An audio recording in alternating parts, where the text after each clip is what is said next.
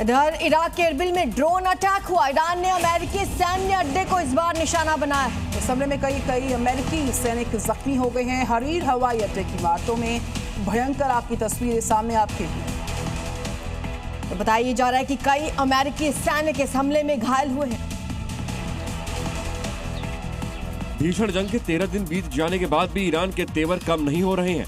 Israel और अमेरिकी base पर ईरान की मिसाइलें ताबड़तोड़ गरज रही हैं।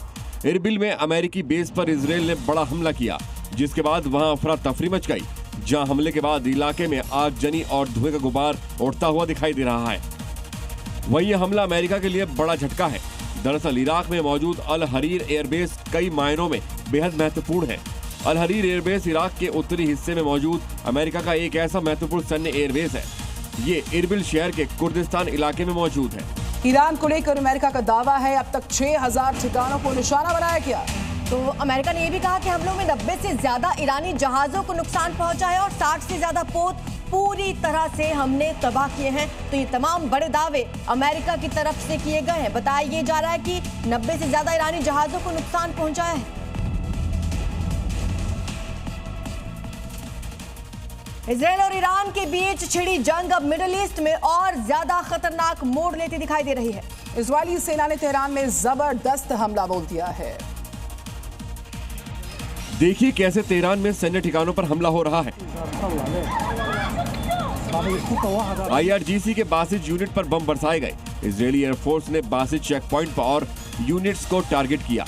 चेक पॉइंट पर एक के बाद एक बम धमाकों से लोगों को संभलने का मौका नहीं मिला। ईरानी सैनिकों को टारगेट कर हमला किया गया। ये हमले ईरानी न्यूक्लियर लेयर्स और मेन इंफ्रास्ट्रक्चर पर हमले के गहरे फेज का हिस्सा थे।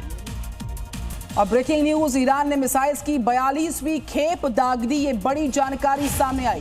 तो कई मिसाइलों से इजरायल पर हमला किया गया है। तेल अवीव में अमेरिकी सैन्य अड्डों को निशाना बनाया गया है। तस्वीरें देखिए, इमाद से लेकर कद्र, खैबर शेकिन और फतेह मिसाइलों का इस्तेमाल यहाँ पर किया गया है। तो हमले में ड्रोन का भी इस्तेमाल किया गया, जो जानकारी सामने आई है। खैबर शेकिन फतेह मिसाइल से ये बड़ा अटैक, हमले में ड्रोन का भी इस्तेमाल हुआ।